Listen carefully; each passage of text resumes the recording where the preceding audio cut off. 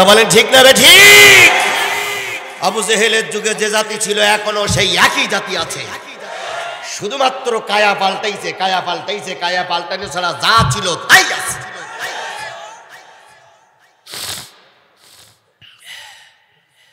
ঠিক আছেন তো আপনারা? বাস ঠিক থাকলেও ঠিক, না থাকলেও ঠিক।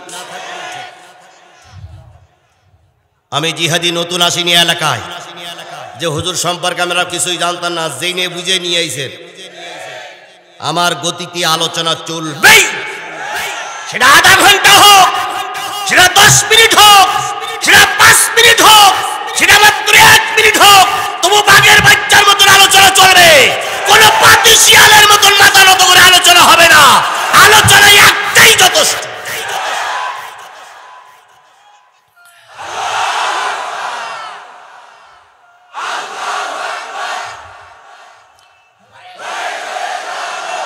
বন্ধুগণ, কি মাহফিল? এই সবাই উত্তর দেন, কি মাহফিল? তাফসিরুল কোরআন মাহফিল। মানে কি? তাফসির মানে হলো ব্যাখ্যা, আর কোরআন মানে কি? কোরআন। যেই মাহফিলে কোরআনের ব্যাখ্যা করা হয়, কোরআন থেকে ব্যাখ্যা করা হয়, সেই মাহফিলটার নাম হচ্ছে তাফসিরুল কোরআন মাহফিল। এবার বলুন তো, কোরআনে সূরা আছে কয়টা? 114টা সূরা। পারা আছে কয়টা? রুকু আছে কয়টা? 540টা রুকু। এবার বলুন তো, আয়াত কত? 6666টা আয়াতের তাফসীর যে মাহফিলে করা হয়, সেই মাহফিলটার নাম হলো তাফসিরুল কোরআন মাহফিল। এখন আমরা যদি তাফসীর শুরু করি, আপনারা কি শুনতে রাজি আছেন? কমিটি কি রাজি আছে? মাইকলা কি রাজি আছে? আছো? এই কথাগুলো আপনারা এতক্ষণ যা বললেন সব মিথ্যে কথা। যদি বলেন হুজুর আমাকে জব করাই নিয়ে, সবাত করাই নিয়ে মিথ্যাবাদী বানালেন, এই জন্য বলতেছি 6666টা আয়াতের তাফসীর করতে গেলে বক্তাও শেষ, শ্রোতাও শেষ, মাইকলাও শেষ। বলেন তো 6666টি আয়াত শুধু পড়তে গেলে আজকে রাতে কুলবে? তাহলে আমি চোখ বন্ধ করে বলবো, আউযু বিল্লাহি মিনাশ শাইতানির রাজিম, বিসমিল্লাহির রহমানির রহিম, আলহামদুলিল্লাহি রাব্বিল আলামিন, আলিফ লাম মিম, যালিকাল কিতাবু লা রাইবা ফীহি হুদাল লিল মুত্তাকিন আল্লাযীনা ইউমিনুনা বিল গায়বি মালিকিন নাস ইলাহিন নাস মিন শাররিল ওয়াসওয়াসিল খান্নাস আল্লাযী ইউওয়াসওয়িসু ফী সুদুরিন নাসি মিনাল জিন্নাতি ওয়ান নাস। চোখ আলগা কই দেখবো, কেউ নাই। কি কথা ঠিক না বে ঠিক? কেউ থাকবে না। তাহলে তাফসীর মাহফিল কেন দিলেন? তাফসীর মাহফিল মানে হলো কোন একটা অংশ বিশেষ, কোন একটা আয়াতের পরে, কোন একটা সূরার পরে, কোন একটা সূরার অংশের পরে ব্যাখ্যা বিশ্লেষণ করে জাতিরকে বোঝানোর নাম হলো তাফসীর মাহফিল। কথা বলেন ঠিক না বে ঠিক? আমি সেই জন্য আপনাদের কাছে সূরা কমারের 2-3টা আয়াত তেলাওয়াত করেছি। ওই 2-3টা আয়াতের আলোচনা করতে গিয়ে যখন 12টা বাজবে, কিছু লোক আলোচনা না শুনে পেশাব করার নাম করে চলে যাবে। কালকে ফজরও তাদের পাওয়া যাবে না। তবে সে লোক আপনারা না, অনেকদিন পরে এসেছে, এই জন্য আপনারা সময় দিবেন আশা করি। কথা বলে ঠিক না বে ঠিক? চলুন ধীরে ধীরে কোরআনে যে আল্লাহ বলতেছেন, ওইদা কুরিয়াল কোরআন ফাসতামিউ লাহু ওয়ানসিতু লাআল্লাকুম তুরহামুন। যখন তোমাদের সামনে কোরআন পড়া হবে, কোরআনগুলো চুপচাপ বসে বসে শোনো, আশা করা যায় আল্লাহ পাক রহমত দিয়ে ভরে দেবে। তাহলে চুপচাপ বসে বসে কোরআন শরীফ শুনলে রহমত করবে কি? আরো জোরে বলেন, রহমত করবে কি? আমাদের যাদের রহমতের দরকার তারাই বসেছি, যাদের রহমতের দরকার নাই তারা ঘরে শুয়ে থাক অথবা বাদামের দোকানে থাক। বলুন তো, চার দোকানে, বাদামের দোকানে যে লোকগুলো এখনো ঘোরাঘুরি করছে, এই সব লোকগুলো যদি কোরআনের মাহফিলে এসে বসে, এই জায়গা আরো নতুন করে বাড়ানো লাগবে। কিন্তু জাতি বাইরের থেকে আসলো, মোটরসাইকেল যুগে বাইরের থেকে আসলো, ভ্যান রিক্সা যুগে বাইরের থেকে আসলো। এলাকার মানুষ গরুর গোশত খেয়ে নাকে তেল দিয়ে ঘুমোচ্ছে আর বলতেছে 50 টাকা তো সাদা দিছি, মাহফিল শুনে লাভ কি? এরম লোক এই এলাকায় আছে। আমি যদি এখন ইন্টারভিউ নেই, প্রায় 70% লোক বাইরের, অথচ গ্রামের লোক বেশি থাকা দরকার ছিল। কথা বলেন ঠিক না ঠিক? এই জন্য আল্লাহ রাব্বুল আলামিন বলেন চুপচাপ বসে বসে কোরআন শরীফ শুনলে রহমত করবে কে? 1 খণ্ড 2 খণ্ড 3 খণ্ডের মুসলমান চুপচাপ বসে কোরআন শরীফ শুনলে রহমত করবেন আল্লাহ। আল্লাহর ওয়াদা সত্য না মিথ্যা? তাহলে আল্লাহ বলেছেন বসে বসে কোরআন শোনো, রহমত করবো আমি আল্লাহ। আল্লাহর রহমত না নিয়ে আমরা কেউ বাড়ি যাব না। প্রথম কথা শেষ। 2 নম্বর আল্লাহ বলতেছেন আমান আরাদা আন যিকরি, যারা আমার জিকির ভুলে যাবে, ওমান আরাদা আন যিকরি ফাইন্না লাহু মাঈশাতান দানকা ওয়া নাহশুরুহু ইয়াওমাল কিয়ামাতি আ'মা ক্বালা রাব্বি লিমা হাশারতানি আ'মা ওয়া ক্বাদ কুনতু বাসীরা। যারা আমার জিকির ভুলে যাবে এই পৃথিবীতে তারা লাঞ্ছিত, অপমানিত, অপদস্থ হবে। আর কিয়ামতের দিন আমি আল্লাহ পাক তাদেরকে অন্ধ করে উঠাবো। জিকির মানে কি? স্মরণ। কার স্মরণ? কোন জায়গায়? সর্ব জায়গায় কার স্মরণ হবে? মসজিদে গেলে আল্লাহ আল্লাহ জিকির করবেন, মাদ্রাসায় গেলে কোরআন হাদিস পড়বেন, আর ইউনিয়ন পরিষদে গেলে তাগুতির তাবেদারি করবেন। আল্লাহর জিকির হচ্ছে না।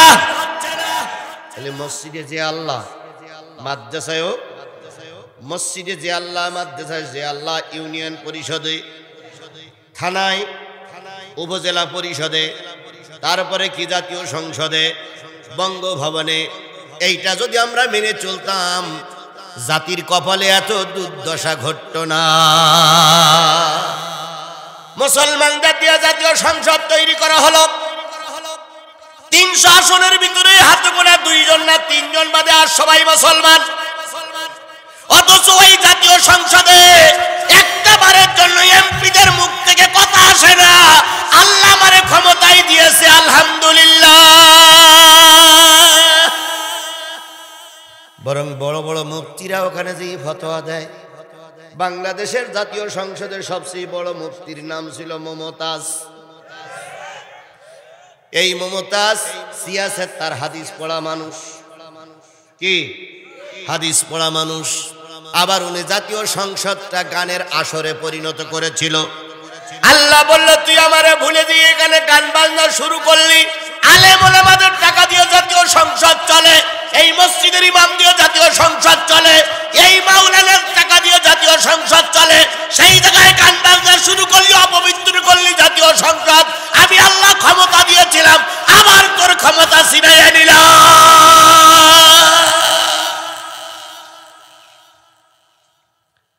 এখন কাঁদতেছে,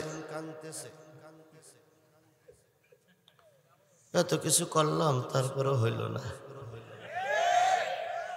তুই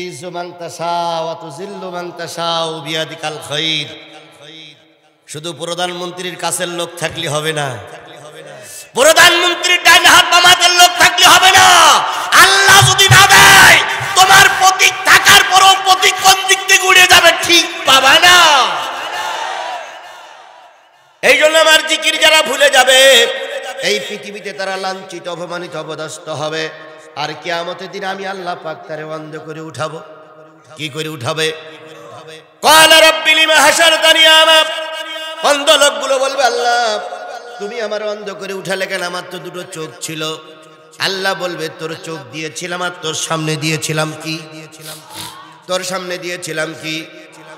তুই যেমন চোখ দিয়ে কোরআন দেখিসনি, কোরআনওয়ালাদের দেখিসনি, কোরআনের মাহফিল দেখিসনি, বাড়ির পাশে কোরআনের মাহফিল হয়েছে সেখানে যাইস নাই, আলেম ওলামাদের কাছ থেকে দোয়া নিস নাই, আলেম ওলামাদের দেখিসনি, তোর চোখটা যেমন আলেম ওলামাদের থেকে পৃথক ছিল, আমি আল্লাহ পাক আজকে তোর চোখ অন্ধ করে দিলাম যাতে করে তুই আল্লাহ আমি আল্লাহ আমারে দেখতে না পাস।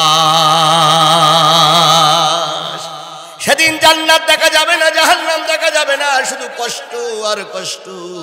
এই জন্য আমরা যদি রোজ কিয়ামতের দিন চোখ নিয়ে উঠতে চাই, আজকের চোখ দিতে হবে কোন দিকে? আরো জোরে বলেন, চোখ দিতে হবে কোন দিকে? আজকে যারা চোখটারে কোরআনের দিকে দিলেন, কিয়ামতের দিন আল্লাহ পাক এই চোখ নিয়ে আপনার জান্নাতে দিয়ে দেবে।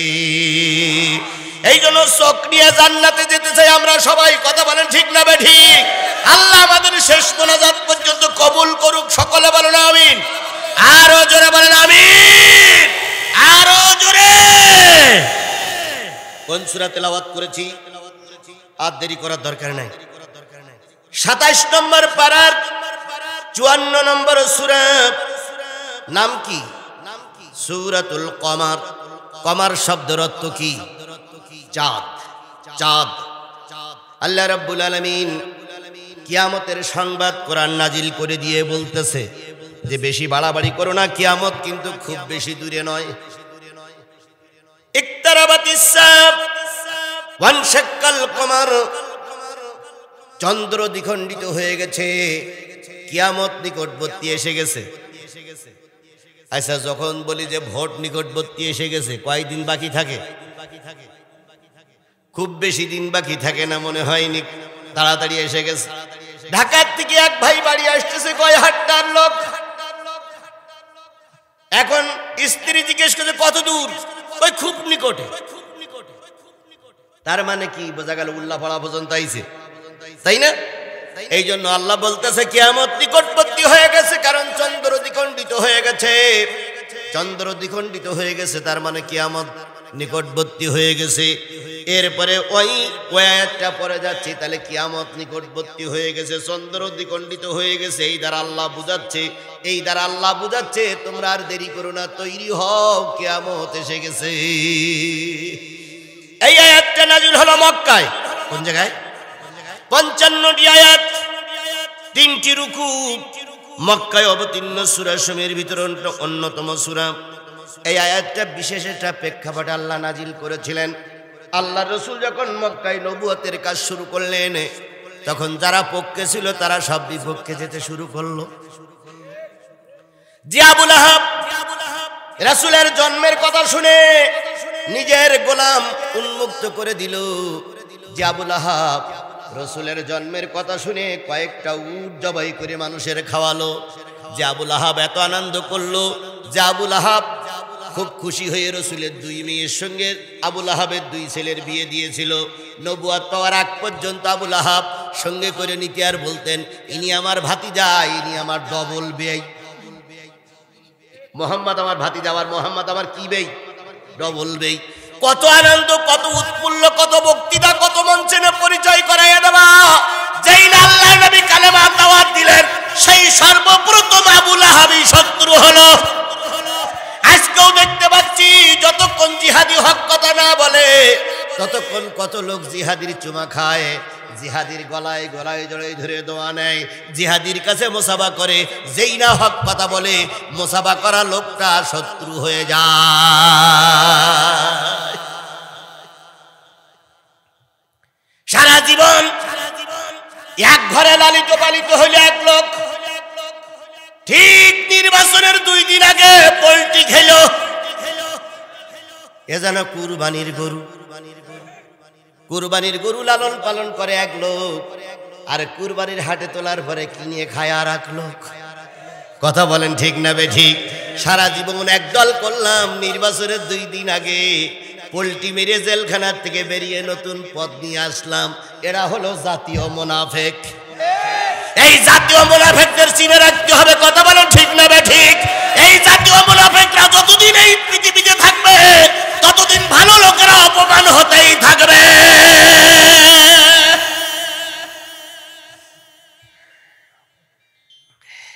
আমার ভাইরা, আমার বন্ধুগণ, আল্লাহ নবী সাল্লাল্লাহু আলাইহি সাল্লাম যাদের কাছে আপন ছিল, তাদের কাছে কি হয়ে গেল? পর হয়ে গেল। এবার আবু জেহেল, উতবা সাহেব, ওয়ালিদ ইবনে মুগিরারা জোট করল। মুহাম্মদ কিন্তু দিনে দিনে উপরে উঠে যাচ্ছে। ইতিমধ্যে ওমর কালেমা পড়ে মুসলমান হয়ে গেছে, আমির হামজা কালেমা পড়ে মুসলমান হয়ে গেছে। রাসূলের দলে এখন বহুত লোক। আবু জেহেল আগে রাসূলকে মেরেছে, এখন আর মারতে পারে না। এখন রাসূলের পক্ষে অনেক লোক। 1 বছর কয় হাঁটতে এসেছিলাম, সেদিন আমাকে প্রথম পেয়ে অনেকে অনেক কথা বলেছিলেন, কিন্তু যারাই অনেকে অনেক কথা বলেছিলেন তারাই আজকে আবার বলতেছে জিহাদি আসুক পিছনেই আসি। পিছনে থাকবেন না সামনে থাকবেন? তাহলে বোঝা গেল 10 বছর আগের ইতিহাস আর আজকের ইতিহাস এক নয়।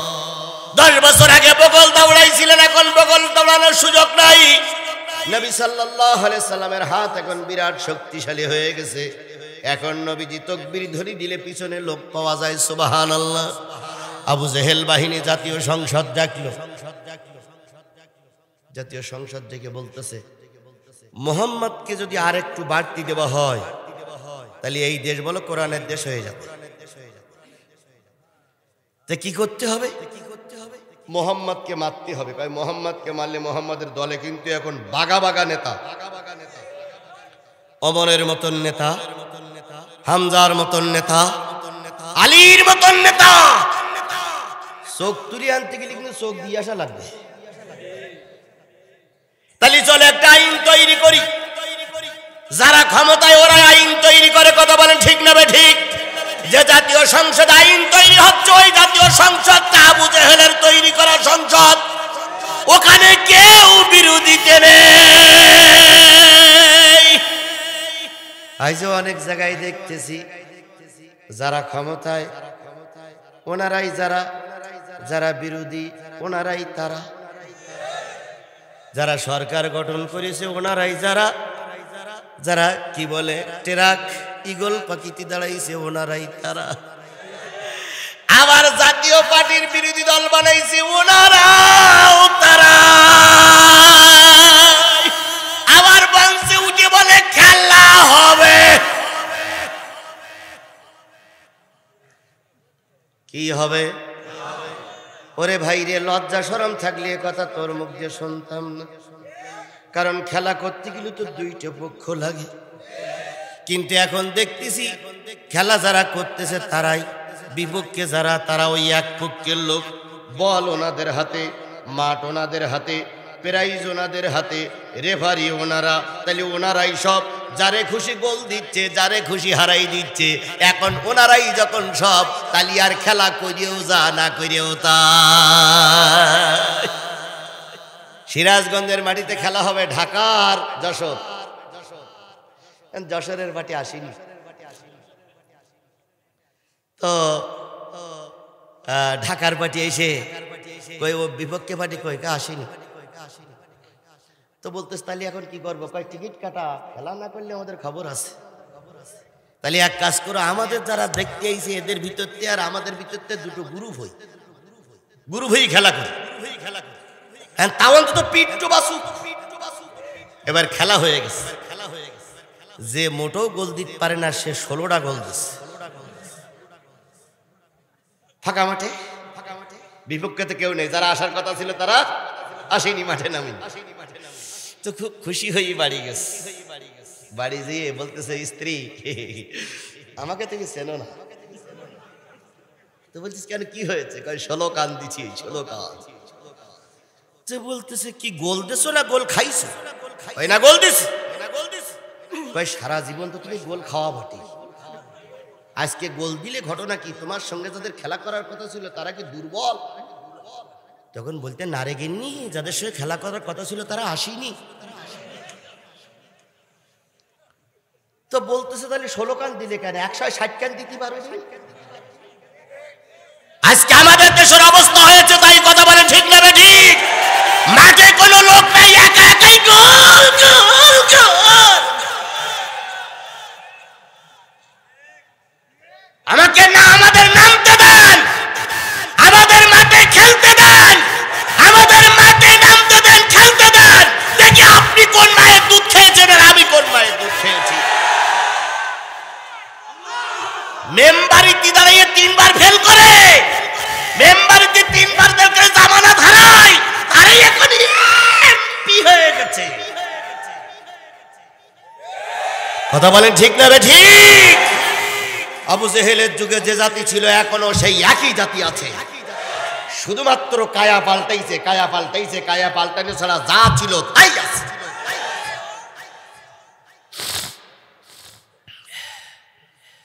ঠিক আছেন তো আপনারা? বাস, ঠিক থাকলেও ঠিক, না থাকলেও ঠিক। আমি জিহাদি নতুন আসিনি এলাকায়, যে হুজুর সম্পর্কে আমরা কিছুই জানতাম না, জেনে বুঝে নিয়ে আইছেন। আমার গতিতে আলোচনা চলবেই, সেটা আধা ঘন্টা হোক, সেটা 10 মিনিট হোক, সেটা 5 মিনিট হোক, সেটা মাত্র 1 মিনিট হোক, তবু বাঘের বাচ্চার মতন আলোচনা চলবে।